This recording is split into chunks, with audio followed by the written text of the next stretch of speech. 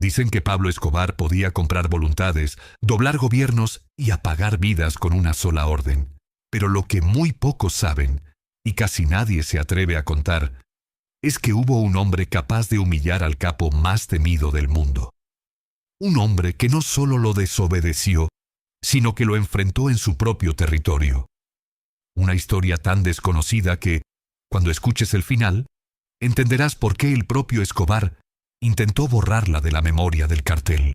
Pero antes de continuar, recuerda algo muy importante. Si disfrutas historias inéditas del cartel, sus secretos y las verdades que la historia oficial nunca contó, suscríbete ahora mismo al canal y deja un comentario diciendo desde qué país o ciudad nos estás viendo. Tu apoyo permite que el algoritmo de YouTube recomiende este contenido a más personas. Ahora sí, vamos al origen de esta historia. A mediados de los años 80, cuando el cartel de Medellín alcanzaba su máxima expansión, Pablo Escobar había logrado lo que muchos consideraban imposible: controlar rutas, policías, políticos y barrios enteros. La palabra del patrón era ley, y quien se atreviera a oponerse sabía que no tendría un segundo día para contarlo. Sin embargo, en el corazón del barrio Manrique hubo un hombre que nunca aceptó ese orden. Un hombre que era respetado por la comunidad antes de que el cartel se convirtiera en dueño de Medellín. Y ese hombre era Ramón Emilio Arcila, mejor conocido como Don Ramón, o el Viejo Arcila, según las versiones más antiguas recogidas en testimonios locales. Don Ramón no era sicario, no era narco, no pertenecía a ninguna banda. Era un líder comunitario, un hombre duro, respetado, de carácter firme, que llevaba décadas cuidando su barrio mucho antes de que aparecieran Escobar, Gacha o los Ochoa. Su palabra, para muchos jóvenes, valía más que cualquier amenaza del cartel. Y eso era precisamente lo que irritaba a Pablo Escobar. Al patrón le molestaban las figuras que no podía controlar. No era cuestión de dinero. No era cuestión de poder. Era cuestión de ego. Nadie, absolutamente nadie, podía tener más autoridad que él. Por eso, cuando los lugartenientes comenzaron a informarle que don Ramón aconsejaba a los jóvenes mantenerse lejos del cartel, Escobar lo interpretó como una provocación personal. Lo que ocurrió después es una de las pocas historias donde Pablo Escobar recibió un no en la cara y no pudo hacer nada al respecto. Según relatos recogidos por periodistas locales y archivos orales del barrio, Escobar envió primero a un mensajero, un joven sicario apodado El Zarco, para invitar a don Ramón a una reunión privada. En Medellín, todos sabían que esa invitación equivalía a una orden, pero don Ramón no era todos. Miró al muchacho, se cruzó de brazos y le respondió con una frase que hoy es leyenda urbana. Dígale a Pablo que si quiere hablar conmigo, que venga él. Yo no voy donde me manden. Él es hombre. Yo también. Cuando el Zarco llevó ese mensaje, Escobar quedó en silencio. Nadie le hablaba así. Nadie lo desafiaba tan directamente. Pero lo que vino después fue aún más sorprendente. Escobar, movido por una mezcla de rabia y curiosidad, decidió ir personalmente al barrio Manrique. Quería mostrar poder. Quería intimidar. Y sobre todo, quería dejar claro quién mandaba. Lo que no esperaba era lo que vio al llegar. Don Ramón estaba sentado frente a su casa, rodeado de vecinos. No se levantó al ver a Escobar. No bajó la mirada. No mostró miedo. Cuando Pablo se acercó, él lo recibió con un simple: ¿qué necesita, Pablo? No, señor. No, patrón. No, don Pablo. Pablo Escobar tragó saliva. Nunca antes alguien le había hablado así, sin temblar. Según los relatos, Escobar intentó explicarle que la presencia del cartel era inevitable, que lo mejor para el barrio era colaborar. Pero don Ramón lo interrumpió. Usted en este barrio no manda. Aquí mando yo, y mientras yo esté vivo, ninguno de mis muchachos va a trabajar para usted. Los escoltas de Escobar tensaron las manos sobre sus armas. Bastaba una señal para que don Ramón desapareciera para siempre. Pero Escobar no dio la orden. ¿Por qué? Porque el barrio entero salió a la calle. Mujeres, ancianos, jóvenes, todos formaron un círculo alrededor de don Ramón. Un mensaje silencioso, pero devastador. Si lo tocaba, sería recordado como el hombre que mató al líder más querido de la comunidad. Era un costo político que Escobar no estaba dispuesto a pagar. Esa noche, Pablo Escobar regresó a su finca en silencio. Y don Ramón se convirtió en el único hombre que lo enfrentó cara a cara. Y ganó. Así comienza esta historia. Mientras Escobar expandía su negocio por Colombia y Estados Unidos, Barco impulsaba una cruzada institucional jamás vista. No era un hombre de discursos grandilocuentes ni de frases para la prensa. Era un tecnócrata, serio, reservado y profundamente disciplinado. Justo por eso, Pablo lo subestimó. Y esa subestimación creó una de las escenas más humillantes de la vida del capo. Según múltiples testimonios de la época, incluidos informes de periodistas y antiguos miembros del gobierno, Pablo Escobar intentó comprar la neutralidad del presidente Barco en 1987, cuando los extraditables empezaron a sentir el peso del gobierno. En un movimiento típico del capo, envió emisarios con ofertas de paz que en realidad eran sobornos disfrazados de negociación. En su mente, todos tenían un precio. Todos.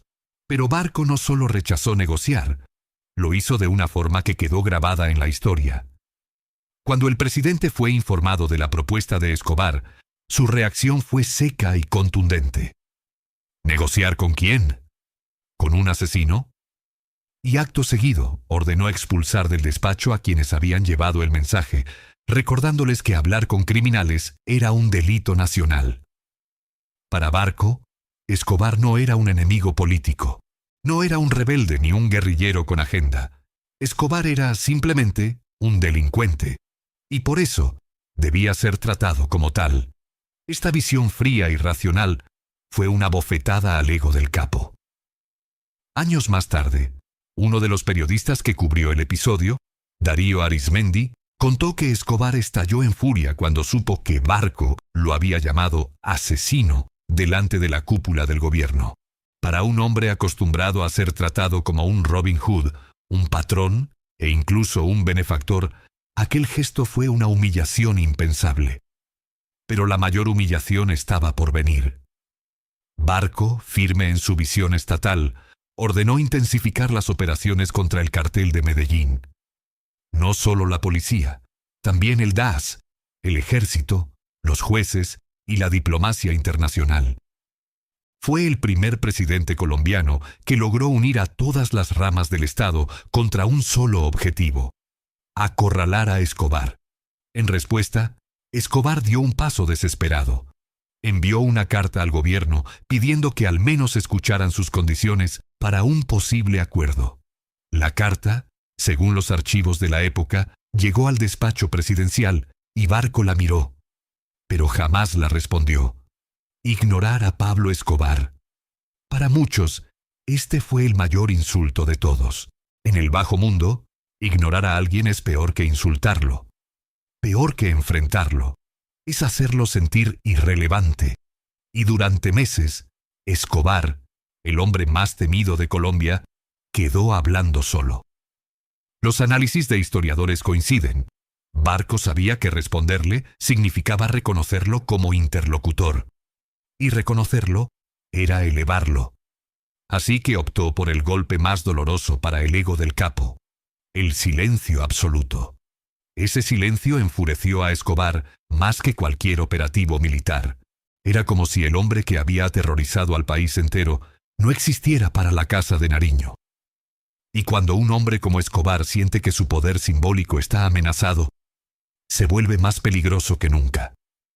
Pero Barco continuó firme, sin gestos, sin miedo, sin titubeos. No daba ruedas de prensa, no hacía amenazas, no respondía a provocaciones. Era como si estuviera luchando contra un fantasma al que no estaba dispuesto a darle nombre.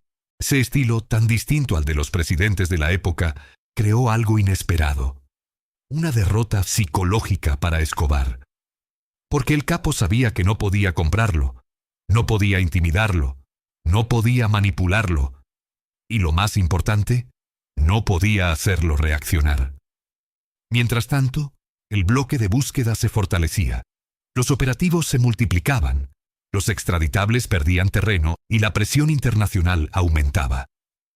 A Pablo Escobar, por primera vez, el poder se le escurría de las manos. Y todo comenzó con una simple frase y un portazo institucional. Pero lo más humillante todavía no había ocurrido. Y en el próximo bloque veremos el día exacto en que Barco dejó a Escobar expuesto ante el mundo entero, en lo que muchos consideran su derrota pública más dolorosa. La tensión entre Escobar y el presidente Virgilio Barco alcanzó su punto más crítico en 1989, cuando el país vivía uno de los momentos más explosivos de su historia. Los bombazos, asesinatos selectivos y atentados contra figuras públicas se habían convertido en el pan de cada día. Pero en medio de ese caos, hubo un episodio que marcaría un antes y un después. La denuncia pública que hundió a Escobar como nunca antes. Durante años, Escobar había intentado esconder su guerra bajo la máscara de un supuesto conflicto político. Se autoproclamó perseguido. Habló de una lucha contra la extradición. Incluso llegó a difundir comunicados donde se presentaba como un resistente frente al imperialismo norteamericano. Era una estrategia calculada para ganar simpatía en sectores populares y evitar ser visto únicamente como un criminal. Pero Barco lo desnudó ante el país y ante el mundo. En agosto de 1989, mientras los medios nacionales transmitían en vivo la indignación del país por el asesinato del candidato presidencial Luis Carlos Galán, el presidente Virgilio Barco apareció en televisión nacional. Su mensaje fue directo, sin metáforas, sin dramatismo y sin concesiones. Con una firmeza que pocos esperaban, pronunció una de las frases más duras jamás dirigidas a Escobar. Pablo Escobar Gaviria es un criminal común, responsable de asesinatos, actos terroristas y del crecimiento del narcotráfico. No es un perseguido político, es un asesino. Esa frase destruyó públicamente la narrativa que Escobar había construido durante años. Barco lo exhibió como lo que realmente era, un delincuente sin causa, sin ideología y sin legitimidad. La humillación fue devastadora. En los círculos criminales, en los barrios donde Escobar intentaba cultivar su imagen de benefactor, en los medios internacionales que empezaban a seguir su figura como un mito oscuro, la declaración del presidente Barco cayó como una sentencia social. Escobar podía matar, podía poner bombas, podía corromper policías, pero había algo que nunca logró controlar: cómo lo veía el resto del mundo. Y Barco acababa de colocar la etiqueta final: criminal común. En los días posteriores, varios medios estadounidenses, europeos y latinoamericanos retomaron las palabras del presidente, multiplicando su efecto. The New York Times, El País de España, CNN y otras cadenas de la época replicaron el discurso, alineándose con la visión del Estado colombiano.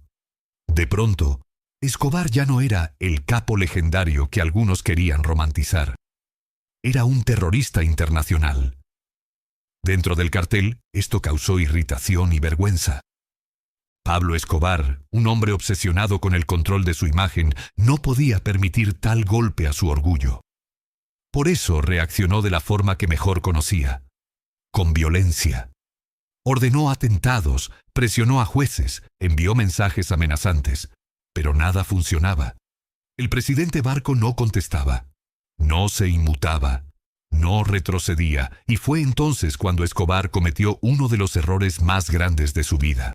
En un intento desesperado por recuperar legitimidad, envió un mensaje a través de uno de sus voceros clandestinos. Estaba dispuesto a negociar la paz. Esperaba, como siempre, una reacción mediática, un debate político, una muestra de que seguía siendo relevante. Pero Barco volvió a humillarlo. El presidente respondió con apenas 2 palabras: no procede. Y jamás volvió a referirse al tema. Para un hombre como Escobar, acostumbrado a que el país entero girara alrededor de su nombre, ser ignorado por la máxima autoridad del Estado era peor que cualquier operativo militar. Era un recordatorio brutal de que, a los ojos del gobierno, él ya no valía nada.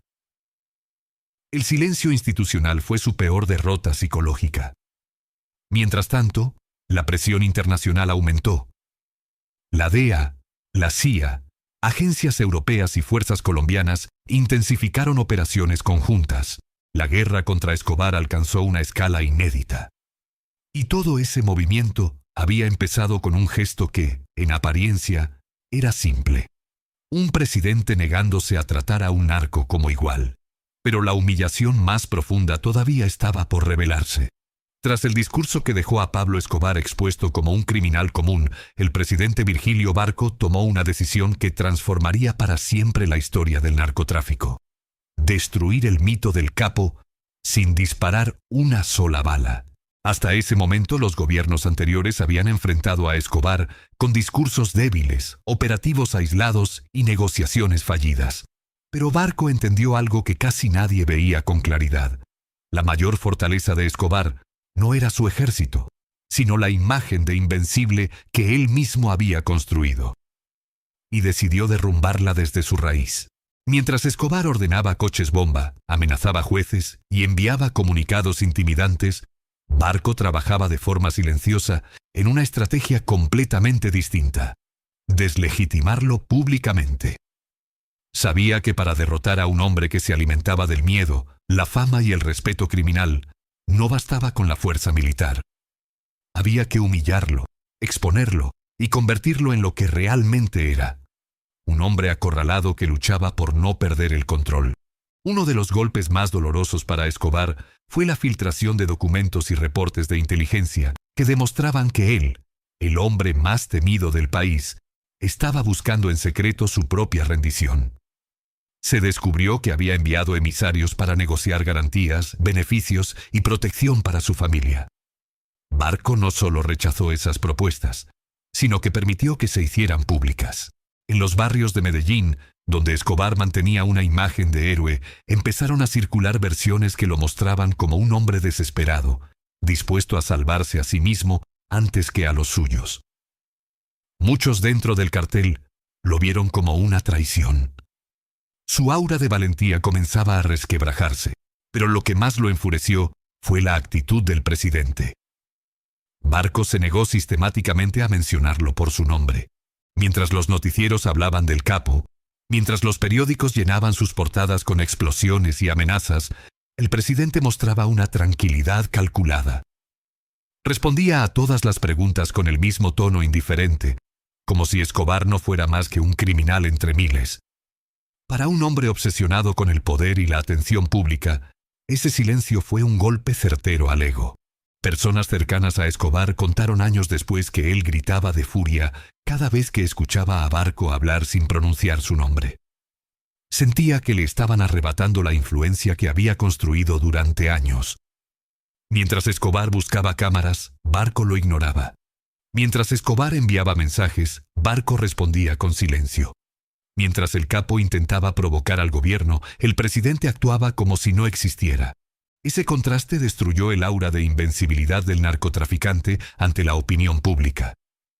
El golpe final llegó cuando el gobierno publicó informes oficiales detallando toda la estructura del cartel de Medellín. Mapas de rutas aéreas, propiedades ocultas, identidades de testaferros, rutas financieras, grabaciones interceptadas, balances del dinero lavado. Todo salió a la luz. Barco sabía que exponer el funcionamiento interno del cartel era más letal que cualquier operativo armado. La prensa internacional tomó los documentos y empezó a ridiculizar la imagen del capo. Ya no era el hombre indomable retratado por los rumores. Era un cobarde negociando su rendición, un delincuente desesperado que solo buscaba sobrevivir. Pero Barco aún tenía una última carta: aislar completamente a Escobar del mundo político. Logró unir a Estados Unidos, Europa y varios países latinoamericanos en una sola postura. Escobar no debía ser tratado como un actor político, sino como un terrorista.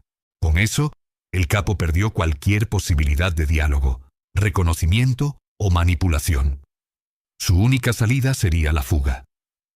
A partir de ese momento, el mito comenzó a morir. Escobar podía tolerar la persecución, la guerra, incluso la muerte. Lo que no podía soportar era la humillación pública. Y Barco lo había golpeado justo donde más dolía, en su orgullo. Mientras Escobar cambiaba de escondite cada 24 horas, temeroso y acorralado, el presidente nunca volvió a mencionarlo. Para un hombre que vivía del miedo que generaba y de la fama que cultivaba, esa indiferencia fue la derrota definitiva. El imperio no cayó solamente por las balas. Cayó porque alguien se atrevió a ignorarlo.